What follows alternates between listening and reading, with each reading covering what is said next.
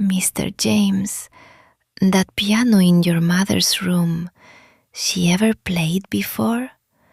I never hear her play. The piano? No. No, that thing's been in the family for years. My mother never played an instrument in her life. Why? When I bring her dinner today, she get very upset. She keeps saying she need go to the piano. The piano? She say she have to play or finish something. I not really understand what she mean. That's strange. Hey, Mom. You're late. Yes, ma'am. Maria tells me you've suddenly taken up the piano. It has to be finished. What does? The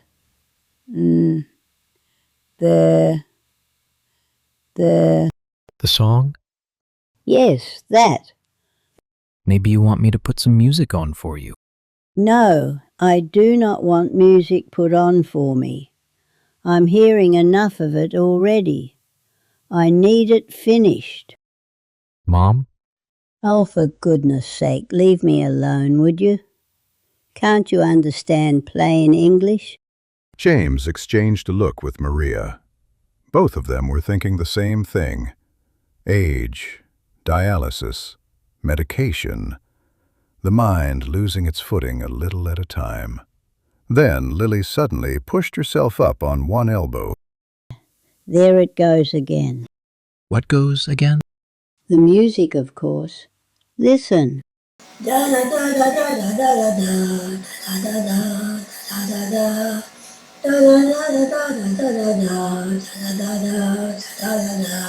James leaned in. At first, he heard nothing. Then, under the hush of the house, under the passing sounds from the street, there it was. A piano. Very faint. And, unless he was mistaken, it was Beethoven's Für Lili. In that moment, James understood that he had misjudged his mother. Her body had failed her in almost every way it could, but her hearing remained, as if whatever strength was left in her had gathered itself in her ears, determined to keep her connected to the world for as long as possible. Then James had an idea.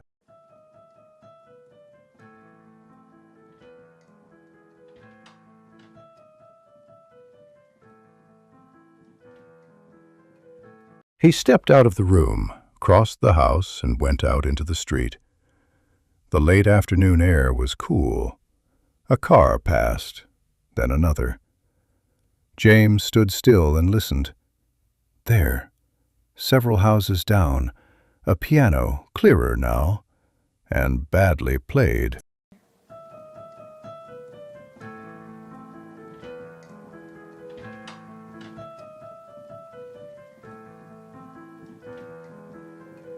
He walked toward the sound and stopped outside a house a few doors away.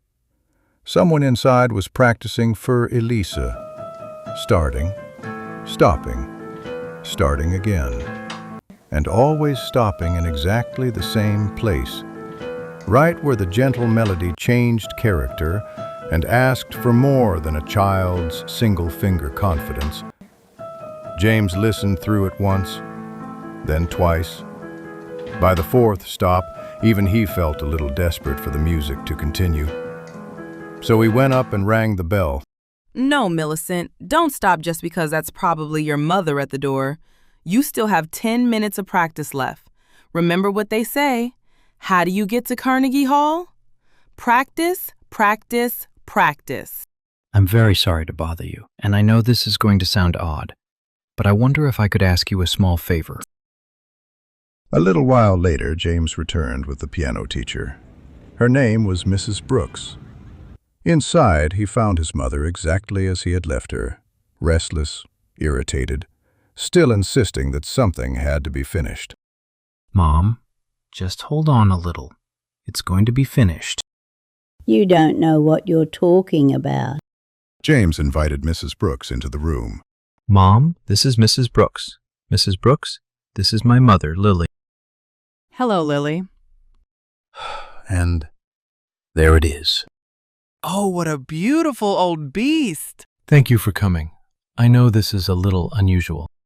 Unusual is often worth doing. Mom, Mrs. Brooks is going to help you finish it. I didn't ask for company. No, but perhaps you asked for Beethoven. I hear you've developed a very particular interest in him. I developed an interest in somebody finishing what they keep butchering. Then we understand each other perfectly. Mrs. Brooks set her sheet music on the stand, adjusted the pages, placed her feet on the pedals, and looked once toward Lily in the bed. Lily, suspicious of this stranger, had shrunk into her pillow as far as she could go, but she was watching, waiting. Then Mrs. Brooks began to play. The piano was old, a little clunky, probably out of tune.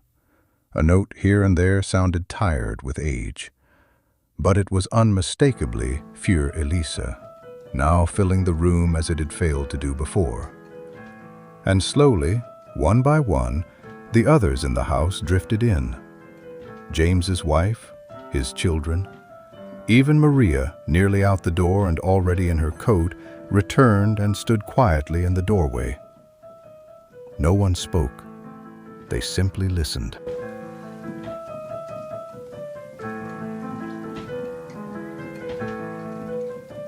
And when the music came at last to that place, the place where the child next door had always stopped, Lily tensed. She rose slightly on one elbow and waited, waited, waited. But this time the stop never came.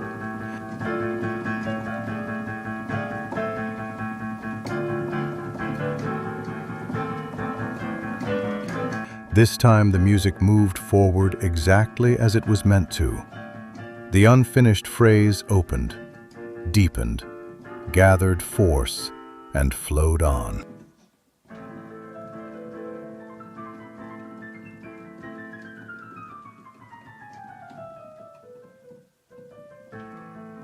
As the piece continued, Lily's face changed.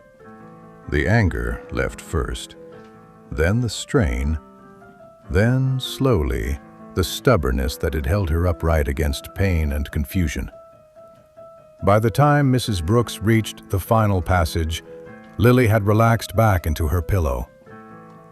When the last notes faded, she let out a small sigh, settled deeper beneath the blanket, and closed her eyes. Within seconds, the room heard something even softer than the piano's fading chords. Lily's gentle snores. And in the silence that followed, everyone in the room exchanged the same small smile. Light, quiet, almost like the opening movement of Für Lili itself.